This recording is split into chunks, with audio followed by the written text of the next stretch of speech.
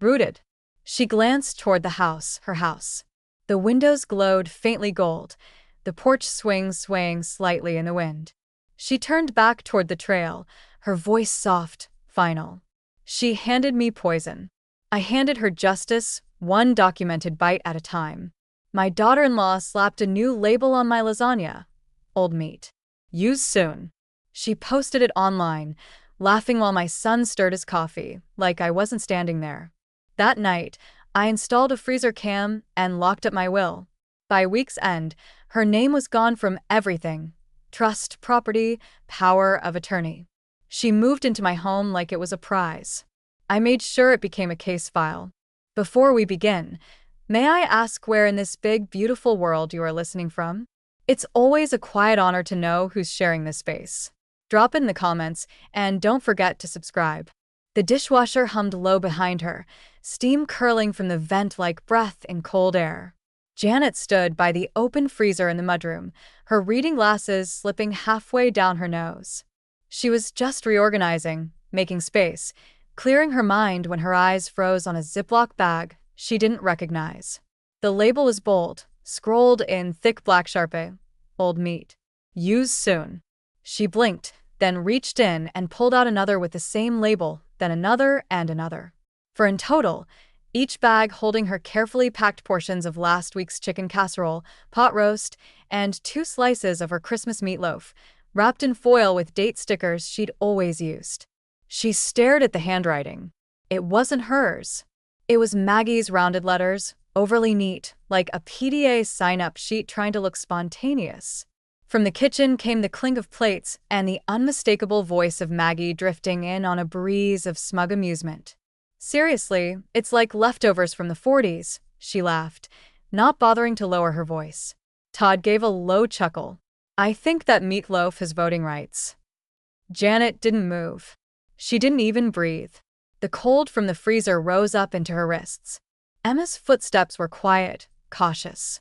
She came around the corner, her socked feet barely making a sound on the hardwood. Grandma? Her voice was soft. You okay? Janet didn't turn. She just nodded once, not trusting the muscles in her face.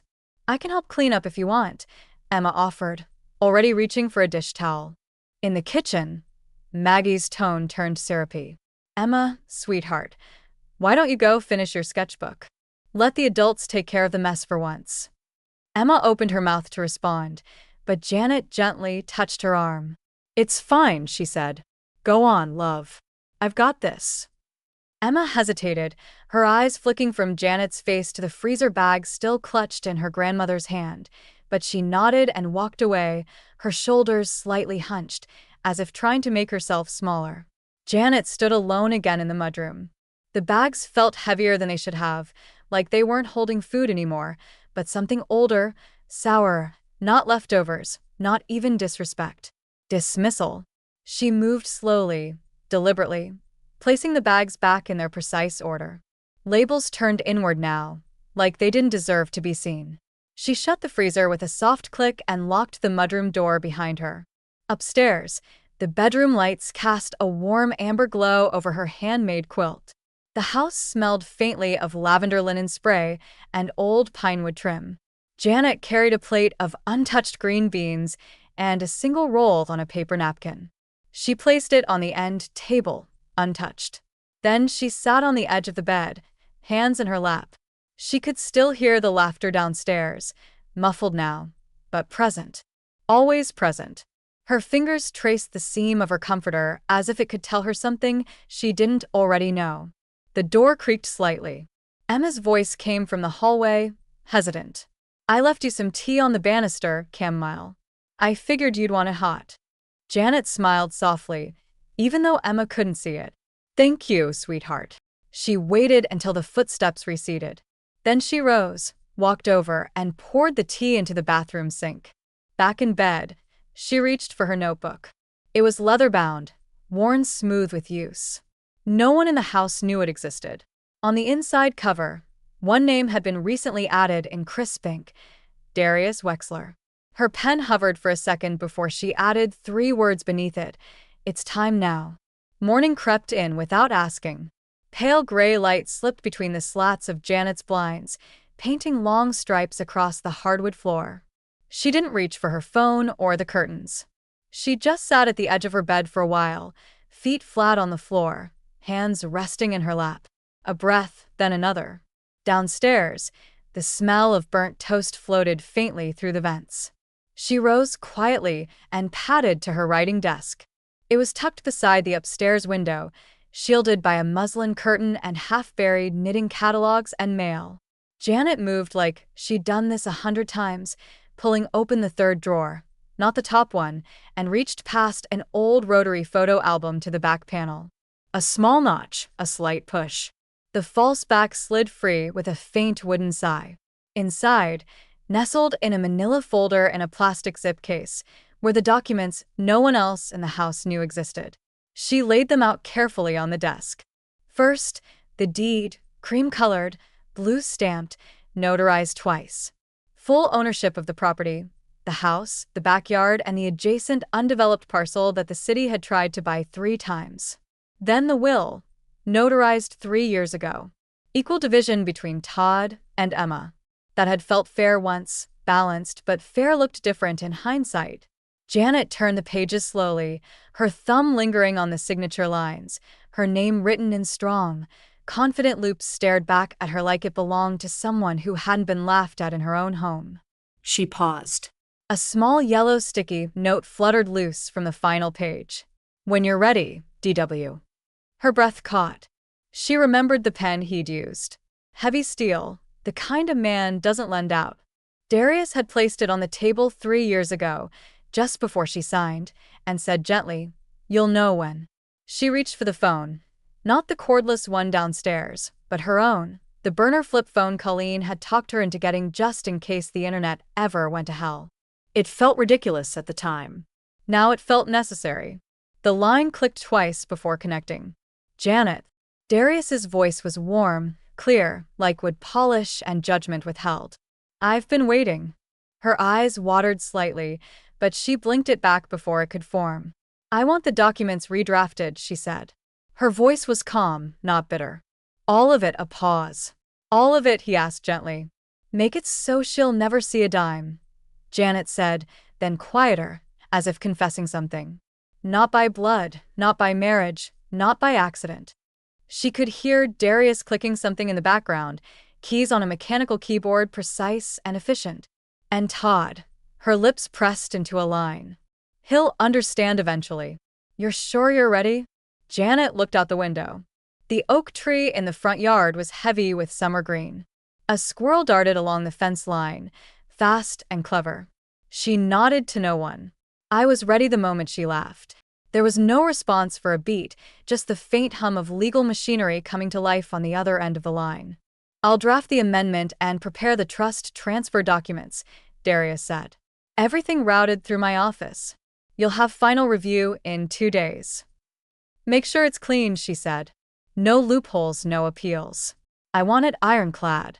"You'll have my best work, Janet." She hung up without saying goodbye. Some things didn't need ceremony. Outside her door, the hallway creaked faintly. Janet rose and tucked the documents back into the hidden compartment. Her steps were quiet, deliberate, but her blood moved a little faster now. Not hot, just alert. Downstairs, she could hear Maggie talking to someone on speakerphone. Loud fake laughter, the kind meant to be overheard, meant to claim space. Janet didn't listen. Instead, she walked into her walk-in closet, pulled down the gray fireproof box from the top shelf, and opened it with a key that hadn't been used since her husband died. Inside, beneath insurance policies and pension records, was a folder she hadn't touched in years, labeled in her husband's handwriting. "Contingency, full transfer." Her fingers hovered over it. Janet stood at the threshold of her own kitchen unnoticed. It wasn't the first time lately. Maggie had just finished scrubbing the countertops, or at least pretending to, loud enough to suggest martyrdom. Her phone was perched on a small tripod facing the island, its camera light a tiny watchful eye. "Meal prep Sunday," Maggie said brightly, waving a silicone spatula like a magic wand, caring for 2 seniors and a teen under one roof.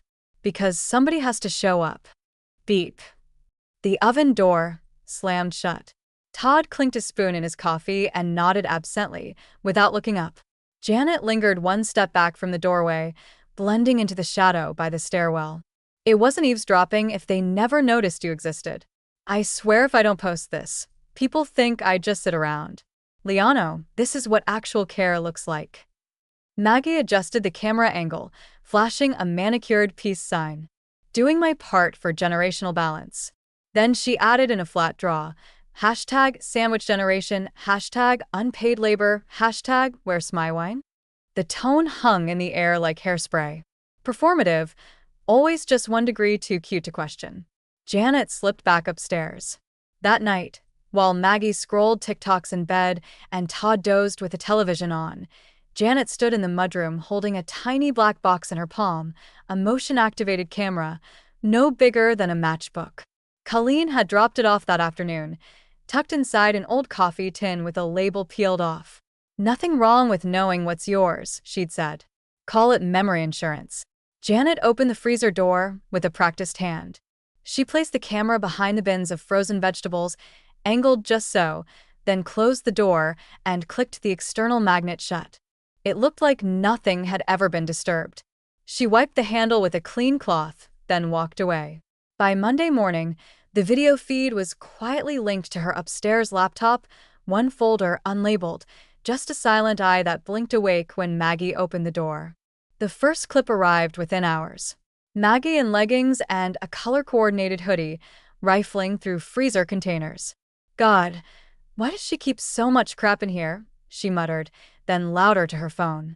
I'm cleaning out this war-era bunker today. If I disappear, avenge me. That evening, Janet opened her laptop and watched the clip twice. No emotion on her face, just the faint click of her nails against the trackpad as she saved it to an external drive marked with an old garden label. Potato seeds do not discard. By Wednesday, there were 3 more. On Thursday, Colleen arrived in her usual no-nonsense way, a quilted vest over a sweatshirt, hair pulled back like she had plans to fix a tractor. She carried her phone with a smug grin plastered across her face. You need to see this, she said. That daughter-in-law of yours just turned you into content. Janet took the phone. The video was already playing. Maggie holding a spoon, talking to the camera. Leftovers for the grandparents again. I'm doing my best not to eat their meals. But honestly, if I disappear one day, check the stew. Underneath, the caption read, Still feeding the greatest generation. Caretaker Chronicles number. Pray for me. The comments were worse. Girl, I'd lose it living with mine. You deserve a medal. Send her to a home already. Janet set the phone down without a word. Colleen lowered her voice. Want me to respond? Because I can light that woman up. No, Janet said. Her voice was soft but steady. Let her talk. Every word, she says, is just another piece of the puzzle. That night, while brushing her teeth, Emma peeked into Janet's room. I saw Mom's post, she said. It's not right. She makes you sound like you're just here, like a chore. Janet met her granddaughter's eyes in the mirror. Are you all right? Emma shrugged. I just think people forget you hear things, even when they're not talking to you. Janet dabbed her mouth with a towel. They only forget when it's convenient. After Emma left, Janet sat in her reading chair, laptop balanced on her knees. She clicked open the Wi-Fi feed. The camera blinked to life. In the dim blue glow of the screen, she watched Maggie peel off another freezer label and slap on a new one. Then roll her eyes and snap a selfie. Janet didn't look away. She simply clicked download, then duplicate, then moved the file to a new folder she had just created. Its name was simple, burden labeled. The notary's office smelled like laminate and peppermint gum, the kind that lingered in the air long after someone had chewed it with too much jaw tension. Janet sat across from a square-jawed woman in a state-issued blazer, her back straight, her eyes forward.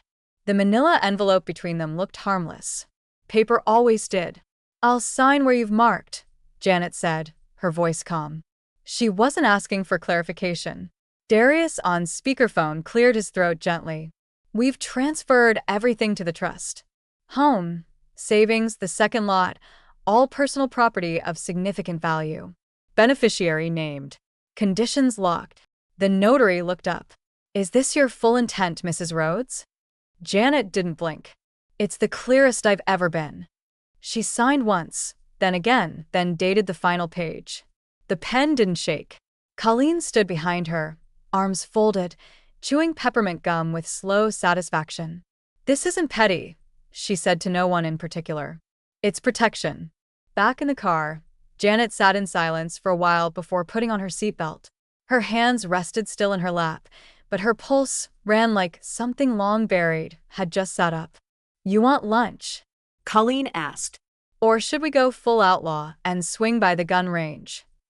Janet allowed herself the hint of a smile. I want to stop by the nursery.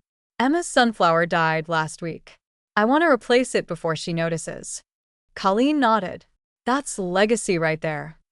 By the time they got home, Maggie was pacing in the kitchen, her voice high and energized. A measuring tape was draped around her neck like a scarf, and 3 crumpled Pinterest printouts littered the counter. We've been thinking, she said brightly, gesturing to Todd, who looked vaguely stunned, about doing a refresh in the living room, something family-oriented, a real upgrade, maybe a breakfast nook, even knock down that wall to open the space. Janet removed her sunglasses slowly. How exciting. So we're asking everyone to pitch in, nothing huge, just, $10,000 from each household contributor. You'd get final approval on the fixtures, of course. Janet paused, then smiled. Cool, as ice water in a porcelain cup. I'll contribute something better. Maggie blinked. Oh. Janet leaned forward just slightly. Security. There was a beat of silence, not confusion, tension. She turned to Todd. You'll be getting an email from Darius Wexler this week. You'll want to read it closely. Todd's brow furrowed. About what? About structure, Janet said. Then she picked up a mug, her favorite one, white with a faint blue line around the rim, and walked it slowly to the sink. And what happens when people build their lives on top of something they don't own? Upstairs, her laptop dinged with a file sync alert. The trust documents had been finalized, fully encrypted, filed under a new folder. Emma, 100% beneficiary, irrevocable. That night Janet sat in her bedroom, the sunflower freshly potted in the window behind her. Emma stood nearby, drying her hands from dinner dishes. They didn't talk much, didn't need to. Janet reached into a drawer and pulled out the label maker Colleen had given her years ago, back when everything had still been balanced. She typed in a word slowly, deliberately. Inheritance. She handed the label to Emma. For your sketchbook, she said, or wherever you need to remember what belongs to you. Emma looked at the small piece of adhesive plastic, eyes wide. She didn't ask anything, just nodded. The banker was young, probably still in his 20s, and a little too confident in how he held his tablet, like he thought the tech made him an authority on power.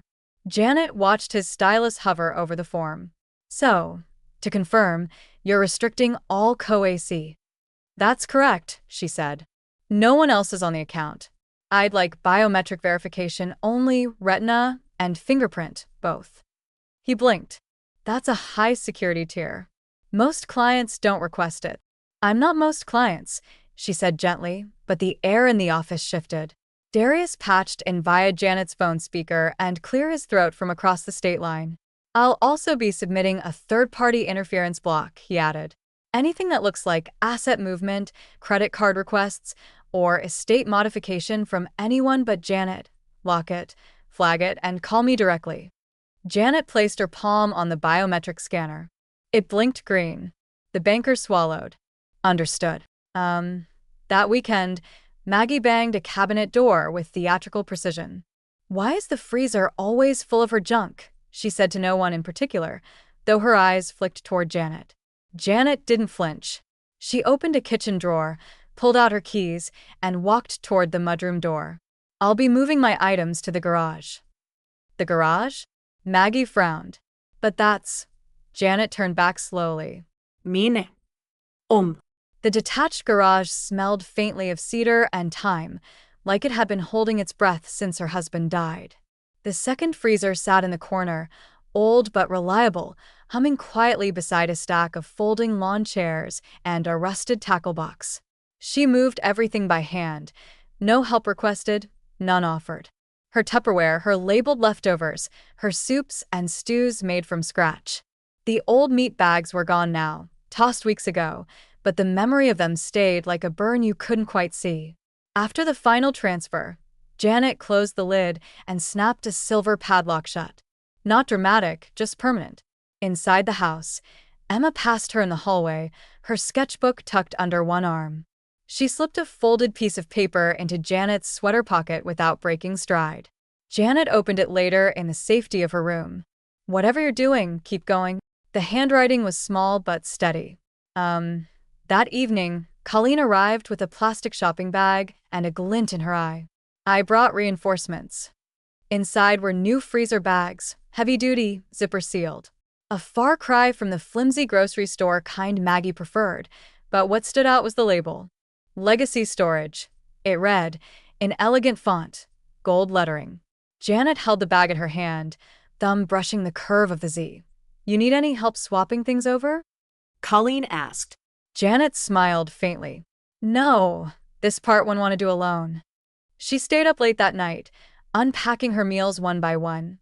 Chili, slow-cooked roast, lasagna slices wrapped in wax paper and repackaging them with meticulous care. Each item was labeled in clean handwriting, the bags neatly stacked, the contents sealed. She placed them in rows like chapters, not food, not just storage, evidence of care. At 3:12 a.m., Janet woke with a strange chill in her fingertips. The house was quiet, too quiet.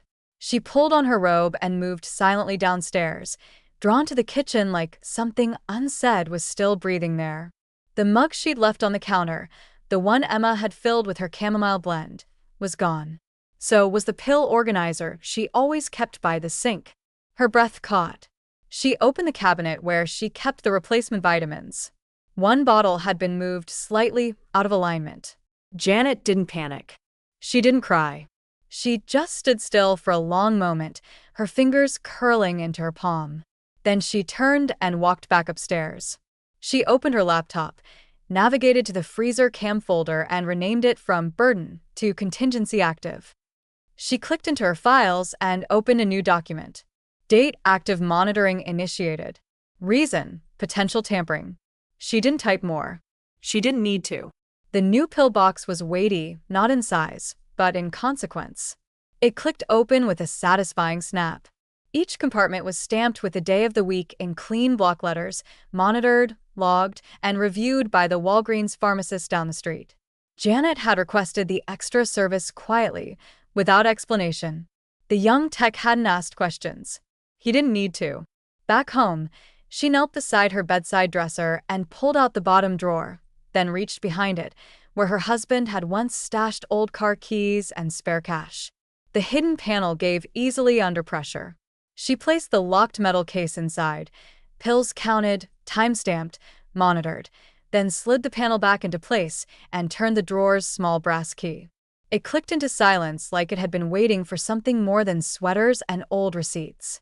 She stood, exhaled, then opened her notebook and wrote down the time, 11:42 a.m.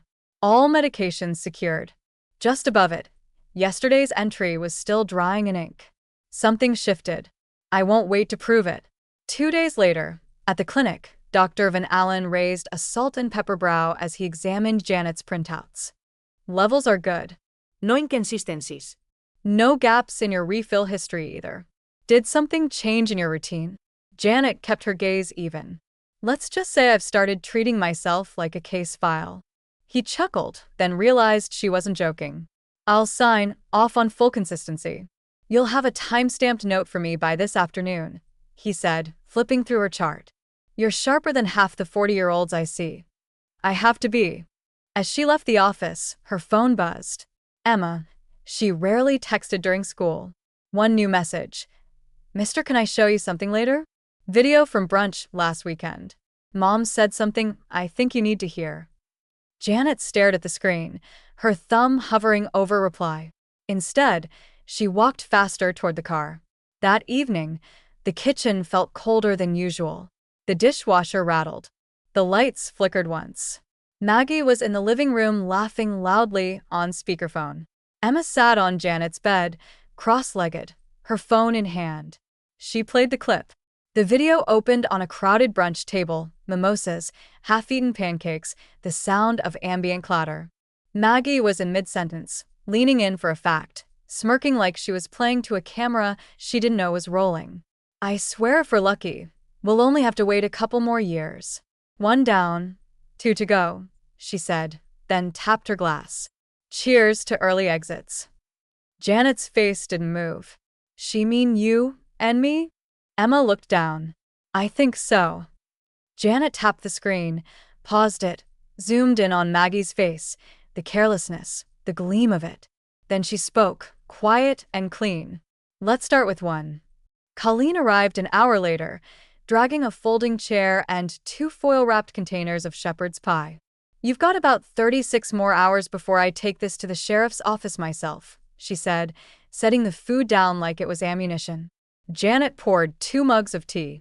I have medical proof, legal backup, video evidence. I know what I'm doing. Colleen sat hard in the chair. Good. Then maybe it's time for a fireproof revenge plan. Janet looked at her, just looked, calm, sharp, surgical.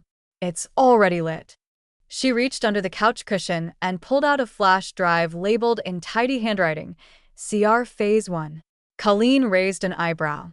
What's CR? Contingency response. And Phase 2. Janet didn't answer. The county building on Sheridan Road hadn't changed in 40 years. Same chipped marble floors, same scuffed counters, same clock above the service desk. Eternally wrong. Janet stood at the 3rd-floor reception window, papers tucked neatly in a navy folder. A small gold JR monogram was embossed in the corner, a gift from her late husband, back when signatures came with trust instead of caution. The clerk behind the glass glanced at the first page. Elder wellness petition, she asked, voice neutral. Janet nodded once. Confidential, please. And market priority. The woman blinked, then looked closer at the second form. Her expression changed. You've got everything filled in with evidence? Yes, Janet said with timestamps, handing over the folder like she was passing off a lit match. Oh, by Thursday the call came. This is Miss Gorman from the Kenosha Adult Protective Services Division. We'll be doing a surprise wellness check within the next 10 days. Please do not alert other household members. Janet looked at the freezer cam footage, paused on her screen. Maggie grinning smugly, her hand hovering over a spice jar. I won't say a word, she said. Oh, that weekend, Maggie stood in the hallway holding a pile of freshly folded towels like a weapon. So, I heard from Todd you've been acting strange. Janet looked up from her crossword. Define strange. Oh, you know. Maggie's voice dipped into its usual syrupy tone, locking up your pills, reorganizing the garage, doing whatever you're doing. You're not some courtroom victim, Janet. This isn't one of those Lifetime movies. Janet folded her newspaper and met her eyes. Keep underestimating me, she said, voice steady. I'm counting on it. For the first time, Maggie blinked first. Oh. The next day, Emma climbed the attic stairs with a box labeled Hode's 1964-2001, scrolled in faded Sharpie. Want to go through some of these? She asked, breathless. I need some old photos for my digital art class. Janet opened the box with careful hands. Dozens of prints spilled out.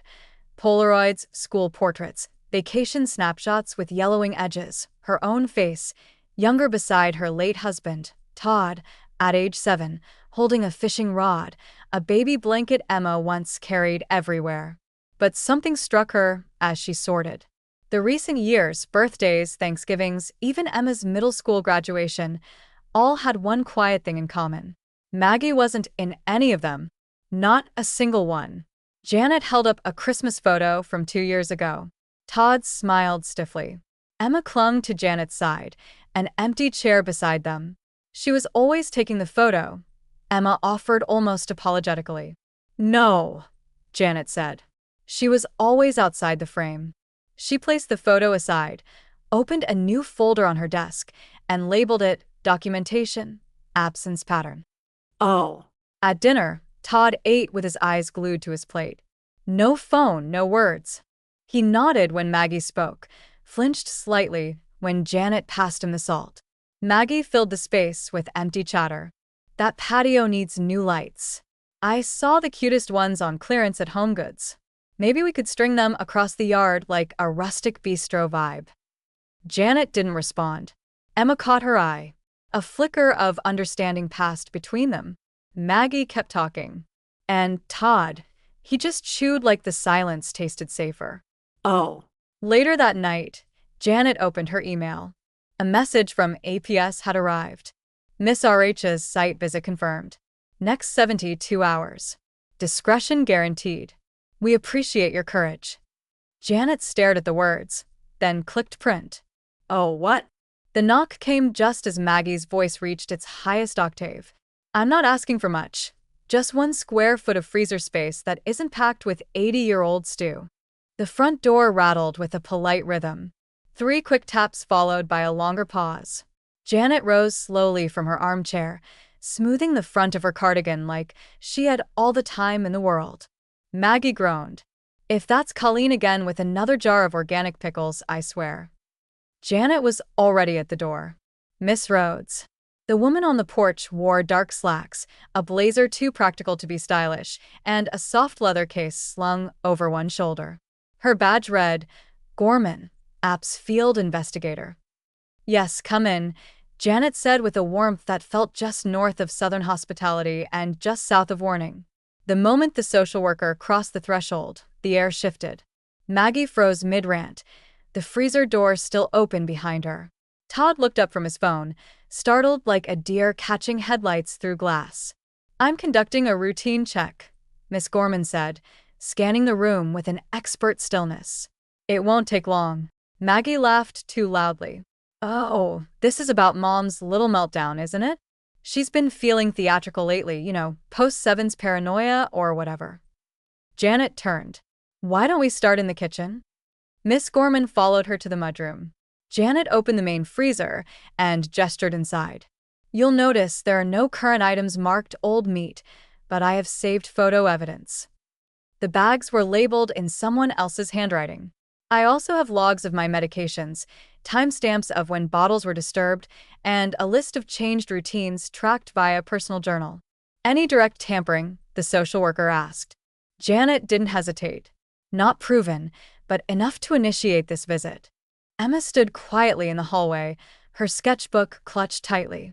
As Miss Gorman turned to leave the freezer area, Emma stepped forward. Excuse me, she said softly, and handed the investigator a small phone. I saved some of my mom's texts just in case. I think you should see them. Gorman scrolled. Silence then. Do you mind if I airdrop these to our internal archive? Emma nodded. Maggie had re-entered by now, her arms crossed tight over her chest. This is completely unnecessary. She's just upset I rearranged her old food. If we're reporting that as abuse now, I've got a whole sorority fridge from 2005 that deserves jail time. Ma'am, Gorman said, still calm. I'll be speaking with each of you separately. Please have a seat. Maggie opened her mouth again and was met with a raised hand. Not rude, not emotional, just firm. Dismissed, she scoffed and stalked back toward the couch. Todd hovered behind the kitchen island, blinking like a man trying to find the emergency exit in a fireproof room. I wasn't really paying attention, he said, his voice smaller than it had ever been. I didn't see anything dangerous. Maybe I just wasn't looking. That's usually how it starts, Gorman said, jotting something in her notes. Then the door creaked open again. Colleen walked in like she owned the county. Hope I'm not interrupting, she said, tossing a manila folder onto the counter. Photos, laminated freezer labels, 2 angles, dated. I made extras. Maggie's jaw visibly tightened. Gorman flipped through them, lips pursed.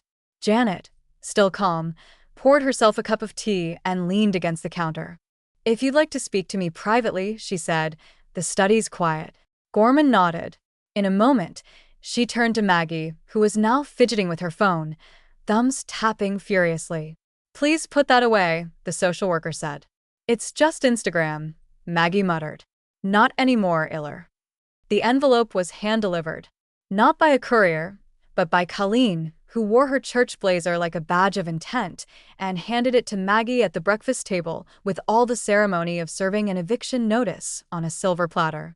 This came through Darius Wexler's office, she said, her voice light. Thought I'd save the postage. Maggie blinked at the embossed seal, then tore it open, her nail polish chipping on the adhesive. As her eyes scanned the contents, her posture stiffened. Todd looked over her shoulder. What's this? It's a notice to vacate, Maggie hissed. Janet walked in, calm as snowfall. 30 days, effective immediately, per the terms of the updated trust. You can't just kick us out of the house. Maggie stood, the letter crumpling slightly in her grip. We're family. Janet poured herself coffee and stirred it gently. Family doesn't come with immunity. Todd's voice cracked. You're pushing us out. Janet didn't look up. You pushed first at the freezer. Silence clamped the room like a lid. Iller. Later that afternoon, Janet sat at her desk documenting her decision with deliberate clarity. She opened a Word document titled Occupancy Termination Justification. Reason: Unsafe Household Environment. Supporting documents: 43 files.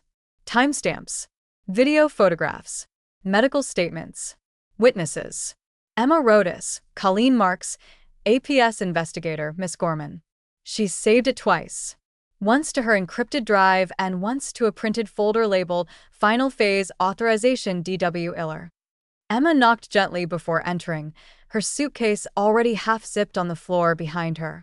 I started packing, she said, brushing hair behind her ear. I don't want to wait. Janet looked up from her paperwork. You're not required to leave, Emma hesitated. I know, but I want to live with you. Not near her. Not anymore. Janet's eyes softened. Then we'll make space. Real space.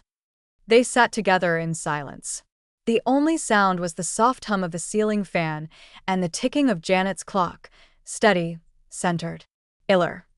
Maggie's unraveling came loud and digital. She posted a video within the hour. A 3-minute clip from the front porch. Tears streaking her eyeliner. She's turning my own daughter against me. She's weaponizing grief and calling it justice. This is elder abuse in reverse. In the background, the wind chimes rang. The comments started flooding in. Wait, isn't this the woman who made those freezer jokes? Karma's fast when you play fake online. Isn't her MIL the one with the real deed? 3 hours later, the video disappeared. Then her entire Instagram page was wiped. Janet didn't say anything. She just watched it vanish like a stain being lifted from glass. I know her. That night, Darius called. His voice carried a restrained satisfaction. She's threatening legal action. Claims emotional distress. Property sabotage. Let her, Janet replied. She won't get far. We have footage, timestamps, formal APS involvement, witness statements. He paused. Janet. She's the one under review now, not you. Janet exhaled slowly. The relief didn't come with fireworks, just a deep cellular stillness, like settling into a foundation that had always been hers. She picked the wrong cold storage, she said. I was never the perishable one. Oh, the courtroom was colder than Janet expected. Not the kind of cold you could feel in your bones, the kind that lived in linoleum floors and fluorescent lighting. Bureaucratic chill. A place built to flatten emotion. She sat beside Darius, who adjusted his tie once, and then didn't move again. His leather briefcase rested neatly on the table, unopened, but humming with certainty. Across the aisle, Maggie sat rigid, her lawyer whispering into her ear with the urgency of someone realizing the client hadn't told them everything.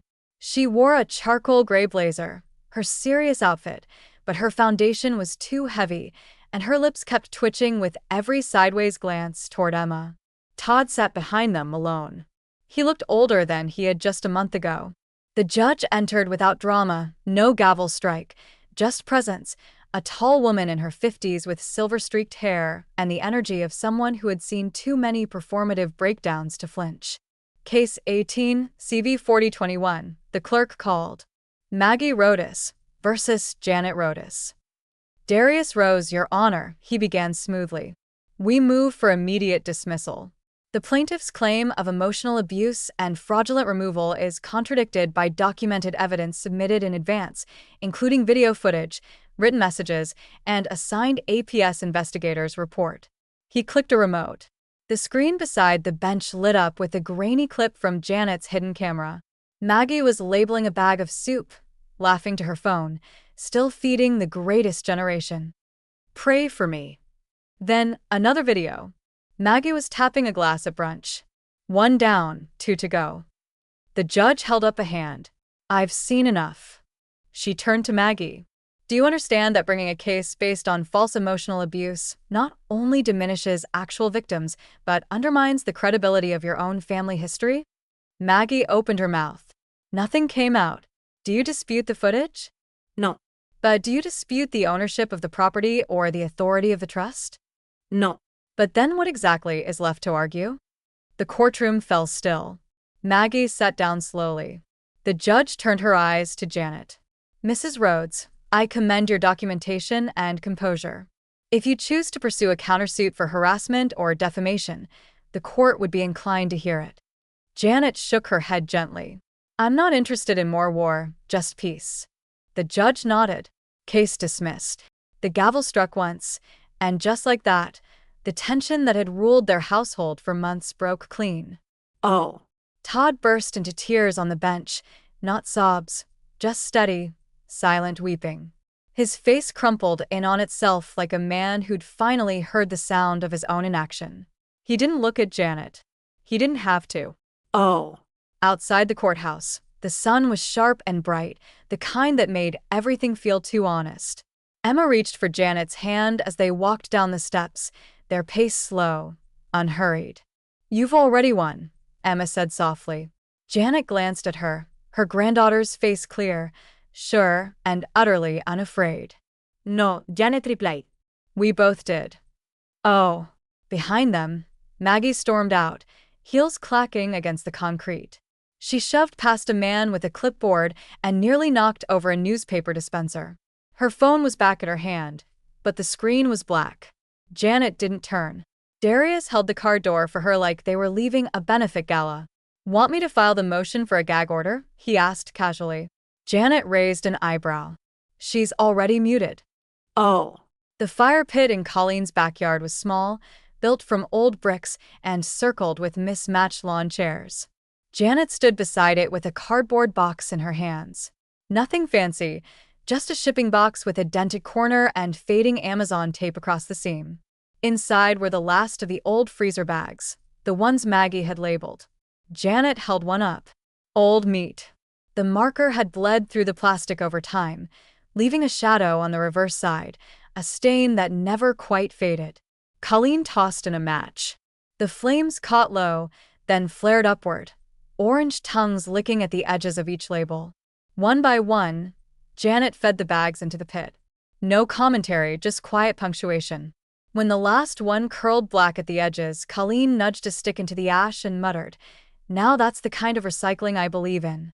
Janet gave a half smile, the kind that came from deep exhale and slow repair. Oh, back at the house, Emma was reorganizing the pantry. She pulled out a box of new freezer bags, thick, reliable, with rounded corners and matte labels already affixed. She held one up. Family, not forgotten. Printed in soft navy blue. The words looked more like a signature than a warning. I like them, Emma said. They feel earned. Janet took the box from her gently. They are. Oh. Later that night, the kitchen filled with the smell of garlic, tomatoes, and something richer. Janet moved with quiet purpose, layering ricotta, sauce, and noodles like she'd done 100 times before. But this time, she didn't rush. There was no pressure to feed resentment, only legacy. When she pulled the lasagna from the oven, Emma was already waiting at the table, her sketchbook open beside her. They ate in silence for the first few bites. Then, Emma set down her fork. This is better than anything Mom ever made. Janet didn't say, thank you. She didn't need to. She simply passed the basket of bread, and Emma took another slice without asking. Upstairs, Janet opened the drawer that used to hold contingency files. Now it held something cleaner, a single blue folder labeled Rhodes Emma Legacy Fund, in embossed lettering. She removed the old binder, the one marked just Rhodes Family Trust. Its pages were stiff from years of printing and reprinting. Signatures lined like graves. Janet flipped to the last page. She crossed out Todd's name, crossed out Maggie's, checked Emma's. Then beneath Final Designation, she wrote in her own looping script, 100%, no conditions, irrevocable. She signed and dated the amendment. Darius had already drafted the paperwork. She was just sealing the story. Colleen dropped by later with a bag of Trader Joe's wine and an envelope labeled, just in case someone tries anything stupid. "You done now?" she asked, slumping into the kitchen chair with a satisfied grunt. Janet poured 2 glasses and slid one across the table. "I'm not done. I'm clear." They clinked their glasses. Light. Not celebratory, more like confirmation. "One label, one house, one heir," Colleen said, raising her glass. "That's a win." Janet raised hers back. To accuracy. The house was quieter now, but not in the way silence used to feel. No tension pulsed beneath the floorboards. No sharp laughter echoed down the hall. The air no longer felt filtered through someone else's control. It was just quiet and warm. Janet moved through the space like she was rediscovering it. Curtains tied back, windows cracked for fresh air. Music played softly through the old Bose speaker she'd almost donated last spring. A new rug stretched across the living room. Nothing flashy, just soft and hand-woven, something she and Emma picked together on a Sunday when the world finally felt slow. That night, she hosted her first dinner in over a year. 3 friends from the neighborhood came. Women who'd known her through book clubs, PDA bake sales, and the years after her husband passed when she didn't say much, but always showed up with potato salad. They brought wine, laughter, and questions that didn't require performance. Colleen held court from the head of the table. "Naturally, it's about damn time this house had a reset," she said between bites of lemon chicken. "No offense, but Maggie always looked like she was 5 seconds away from editing your spice rack with a blowtorch." Janet laughed, not out of politeness, but something lighter, real. The walls didn't feel like they were listening anymore. They just held space. Upstairs, Emma dipped her paintbrush into a tray of soft gray. The guest room, her room now, was halfway repainted, the old beige walls disappearing beneath each confident stroke. She had taped up sketches of layout ideas on the closet door, a reading corner, a keyboard under the window, shelves for her art supplies. When Janet peeked in, Emma grinned, face streaked with a swipe of paint. "Hope you like gray," she said. "It's a grounding color." Janet leaned against the doorframe. "It's your space now. Ground it however you like." 2 days later, Colleen returned with a thick leather-bound binder. No title on the front, just a red ribbon bookmark and a faint smell of rosemary. "It was my grandmother's," she said, setting it on the counter. "Then my mom's, then mine. It's yours now." Janet opened it. Handwritten recipes passed down in cursive loops and margin notes filled every page. "Add more time if bitter. Use glass dish, not metal, trust me." At the back was a folded note. "A family isn't what you inherit, it's what you feed." Janet closed the binder carefully, her hands still for a moment. Then she smiled. "I'll keep it hot." Ed. That night, she sat at her computer with a mug of peppermint tea and a list, her passwords. Each one got updated. No more Todd's birthday. No more Maggie's maiden name. No more combinations built for the benefit of those who didn't earn them. She changed everything to reflect who she was now, who she'd become. Legacy 22, Rhodes Fund $, Emma, Sunset, Freeze 74, Reals. Each one like a lock clicking shut behind her. Then she opened her security system app and enabled the upgrade Darius had insisted on. Facial recognition, interior sensors, silent panic alarm, emergency line direct to APS. The whole house blinked online with a soft blue glow. Emma walked past behind her, a cup of cocoa in her hands. "Sleep okay last night?" Janet nodded. "Like it used to feel, like it's mine." The news van rolled up slow, tires crunching on the gravel like it knew better than to rush. Janet stood on the porch, a fresh picture of lemonade in her hand, her floral blouse pressed, pearls understated. Emma sat beside her, sketchbook in her lap, watching the cameraman unload his gear with an artist's curiosity. "Just a few questions, Miss Rhodes," the anchor said, young and polite, with shoes too clean for real reporting. "Your story's gone semi-viral on the community site. They're calling it the Freezer Rebellion." Janet raised an eyebrow. Catchy. The segment was filmed in the living room, natural light pouring through the newly washed windows. The interviewer asked about legacy planning, intergenerational housing stress, and the quiet forms of harm most people never report. Janet answered each question with a calm, measured cadence. "I didn't do anything extraordinary," she said. "I just stopped pretending I hadn't noticed." Emma spoke too, her voice soft but sure. She didn't take anything. She reclaimed it. When the clip aired that night, it ended with a long shot of the two of them walking through the backyard side by side. "How legacy can be reclaimed," the headline read beneath the station's logo. 3 days later, Darius called from Washington, D.C., his voice buzzed with purpose. "They're using your case at the National Elder Rights Summit next month," he said. "Panel on covert abuse and passive inheritance threats. I'm one of the keynote speakers." Janet sipped her coffee. "Make sure they know I'm not interested in applause." "Too late. You've already become instructional," she chuckled. "That's a first," he paused. "You were always the quietest one in the room." Janet smiled into her mug. "Turns out I was just listening louder than the rest." Meanwhile, somewhere across town, Maggie opened an email that turned her face to stone. Her application to the Harmony Haven Home Health Network had been reviewed and declined. No explanation, just one line at the bottom. "Due to prior documentation concerns, we cannot proceed." She tried calling, left messages, checked LinkedIn. Nothing. Her name wasn't just flagged, it was buried. Offline, invisible. Legacy, it turned out, had long arms. Todd emailed 2 weeks later.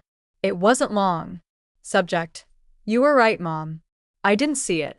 Or maybe I did, and just didn't want to deal with it. Either way, you were right. I'm staying with Greg for now. I won't make excuses. Just thank you for protecting Emma when I didn't. Todd. Janet read it twice. She typed only 4 words in return. "I've always been Jay." Then she archived the message, without ceremony. That night, Emma brought her a small canvas charcoal sketch, rough-lined and bold. It showed the freezer door slightly ajar and inside it light. No food, no frost, just radiance spilling out like memory. Janet blinked once. "You took their label," Emma said, "and wrote your own." Janet placed a hand over the drawing. "And this time, no one else gets to edit it."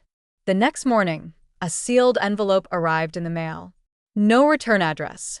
Inside was a single sheet of paper, petition for conservatorship reversal filed. Maggie Rhodes's basis alleged coercion by beneficiary Emma Rhodes. Janet didn't panic. She turned the page over. There was a handwritten note on the back in Maggie's unmistakable script. "If I can't own it, I'll ruin it." Thanksgiving morning arrived wrapped in a crisp gold light, the kind that filtered through bare tree limbs and made every corner of the house look intentional. Janet opened the kitchen window and let the cool air cut through the scent of sage and roasting garlic. No yelling, no stomping, no second-hand performance echoing down the hall, just quiet again, but this time full of presence. The table was set by noon. Linen runner, hand-thrown plates, glasses that didn't match perfectly, which made them perfect. A white ceramic dish held a low arrangement of pine cones, rosemary sprigs, and rust-colored taper candles. In the center, a small standing card Emma had lettered in dark ink. "We kept what mattered." Janet adjusted it once, then let her hand rest beside it like a blessing. Colleen arrived first, of course, dragging a casserole dish and 2 bottles of wine like she'd been preparing for a siege. "I swear if anyone tries to trauma dump today, I will physically gag them with stuffing," she announced, kicking off her boots and kissing Janet on the cheek. Janet just smiled. "It's a quiet house now." You'll be disappointed. Good. I came for food, not flashbacks. They laughed, and this time the sound didn't bounce against defensiveness. It just filled the room and landed soft. Emma floated in and out of the kitchen, hair still damp from her shower, wearing a cardigan Janet hadn't seen in months. Pale blue, loose at the sleeves, the kind that made her look like the kid she'd once been. She arranged the cranberry sauce with surgical precision, lined the sweet potatoes in perfect rows. She even set out a playlist on her phone, soft folk, quiet piano, a few Motown tracks sneaking in between. No playlists made by Maggie. No passive-aggressive podcast playing in the background. No performative commentary over pie crusts. Just music and laughter and breath. At 3 o'clock sharp, they sat. Just 5 of them: Janet, Emma, Colleen, and 2 friends from the neighborhood who'd been there for the potato salad years. Colleen carved the turkey like she'd been training for it, tongue between her teeth, narrating her every move like a Food Network voiceover. No dry breast on my watch, ladies. This bird gave its life. We're honoring it properly. Janet passed the rolls, poured the cider, and watched Emma reach for seconds without glancing around first, like no one's approval mattered anymore. She leaned over during the meal, brushed her hand gently across Emma's wrist. You look lighter, Emma grinned. I feel like I'm home. Janet smiled back, small, deep, earned. The fridge hummed in the background. So did the freezer. Inside them, clean labels, real meals, no hidden jokes, no edits, just lasagna, chili, pumpkin scones, Emma's leftover stir-fry and the good Tupperware. No more bagged warnings, no more insult buried under pretense. Just food, just care, just storage. That meant survival, not scorekeeping. Janet stood at the sink after dessert, rinsing plates as the others gathered in the living room. She paused for a moment, hand resting on the faucet. She remembered the freezer the night she first saw the label. Old meat used soon. She thought of how far they'd come and how much further they were willing to go. As night fell, the last candle guttered low, and Emma slipped into the kitchen with a blanket over her shoulders. Want me to put the leftovers away? Janet nodded. Top shelf's yours now. Emma opened the fridge, paused, then smiled. Feels right. Janet didn't answer. She didn't need to. She walked back to the living room, poured herself a splash of wine, and sat in the quiet with her hands folded over her lap, the glow of the fireplace flickering across her face. She closed her eyes for just a second. The garage smelled like cedar and faint electricity. The old freezer sat in the corner, humming its low, tired song, the same hum it had carried through weddings, funerals, holidays, and slow Wednesdays, where nothing happened except survival. Janet stood before it, a small brass key between her fingers. She'd oiled the lock the night before, not because it squeaked, but because final acts deserved care. She opened it once slowly, like paying last respects. Inside, nothing. No food, no labels, just frost along the inner rim, crusted like time's own fingerprint. A ghost storage, a chamber that once held resentment disguised as routine. She closed the lid and clicked the padlock into place. Beside her, Emma knelt and peeled the backing off a soft linen label she'd made herself. She pressed it gently to the freezer's front. Memory, do not reopen. They stood in silence, side by side. Not grief, not fear, just boundary. That afternoon, a new painting was hung in the living room, not above the fireplace, but beside the kitchen doorway, right where you'd see it coming in with grocery bags or a warm plate in hand. Emma's work, digital, sharp, lined, and saturated with emotion. It showed a house at twilight, snow on the roof, golden light pouring from the kitchen window. In the center, the silhouette of a woman facing the open fridge, a young girl beside her. But the food inside glowed. Not cold, not sealed, just illuminated. Janet stared at it for a long time. She said, "It's not about revenge." Emma told Colleen later, "It's about remembering how to feed someone, right?" The first snow arrived late, thin at first, then thick and deliberate. Janet watched it fall from the front porch, wrapped in a knitted shawl, older than Emma, but softer than any new thing could hope to be. The air smelled like wood smoke and slow closure. Colleen sat beside her, cradling a mug. "So, it's really over." Janet didn't answer right away. She just smiled faintly, her breath visible in the cold, then turned her head, eyes still fixed on the snow. "I was never cold," she said, "just waiting to warm up." Emma joined them a moment later. 2 mugs of tea in hand, chamomile and ginger, steeped just right. She handed one to her grandmother and curled up beside her, a blanket already trailing from her shoulders. Inside the house, the new security system blinked once, a soft blue pulse. No motion, no threat, just presence. They sat like that a long while, until the snow blanketed the yard, until the quiet had fully settled, until the cold stopped meaning distance and started meaning clarity. And when the porch light flickered on with its automatic click, Janet took one last sip, set her mug down, and spoke into the silence. "She labeled me old meat. I labeled her forgotten, and I kept everything that truly feeds a legacy."